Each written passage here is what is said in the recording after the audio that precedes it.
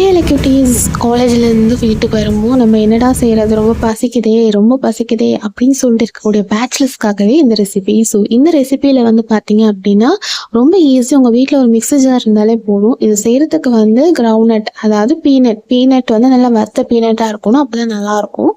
கொஞ்சோண்டு ஒரு கைப்பிடி அதாவது பீனட், ஒரு கொஞ்சோண்டு உங்கள் வீட்டில் வந்து எள் இருந்தால் எள் யூஸ் பண்ணிங்க, கருப்பு எள் இருந்தாலும் யூஸ் பண்ணிக்கலாம், உங்களுக்கு இஷ்டப்பட்ட ஒரு எள் யூஸ் பண்ணிக்கலாம். உங்கள் வீட்டில் எள் இல்லைனாலும் பரவாயில்ல, இருக்கிறவங்க யூஸ் பண்ணிக்கோங்க. இது வந்து ஆப்ஷனல் தான்.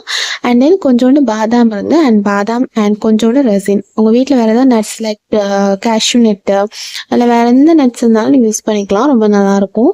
அண்ட் நீங்கள் வந்து வால்நட் யூஸ் பண்ணும்போது வந்து பீனட் அவாய்ட் பண்ணுறது நல்லது. ஏன்னா வால்நட்டும் பீனட்டும் வந்து ரியாக்ஷனுக்கு மோஸ்ட்லி காஸ் ஆகக்கூடிய ஒரு ஃபுட் ஐட்டம்.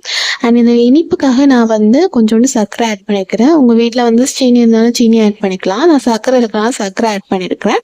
இது நல்லாவே போட்டு பல்ஸ் மூடில் வச்சு நல்லா அரைச்சி எடுங்க, அப்போ தான் சூப்பராக இருக்கும். நான் பல்ஸ் மூடிலேருந்து நல்லா அரைச்சி எடுக்கும்போது இந்த மாதிரி நமக்கு வந்து ஜாம் கன்சிஸ்டன்சி வரும். நீங்கள் இப்போ சப்போஸ் உங்கள் வீட்டில் ப்ரெட் இருந்ததுன்னா ப்ரெட் யூஸ் பண்ணிக்கலாம், இல்லை தோசை மாவு வந்து தோசை மாவு கூட வச்சு யூஸ் பண்ணிக்கலாம். இது சூப்பராக இருக்கும். இல்லை வெறும்ட்டே நீங்கள் சாப்பிடணும்னு நினச்சாலும் சாப்பிட்லாம். And easy for bachelors. இந்த மாதிரி ஸ்டிக்கி கன்சிஸ்டன்சியில் இருக்கும். நீங்கள் பல்ஸ் மூடில் வந்து நல்லாவே வந்து அரைக்கும்போது அதில் வந்து ஆயில் ரிலீஸ் ஆகி இந்த மாதிரி கன்சிஸ்டன்சி வரும். இதே மாதிரி நிறைய வீடியோஸ் பார்க்குறதுக்கு ஸ்டே டியூன். தேங்க்யூ ஃபார் வாட்சிங். Bye bye. See you cuties.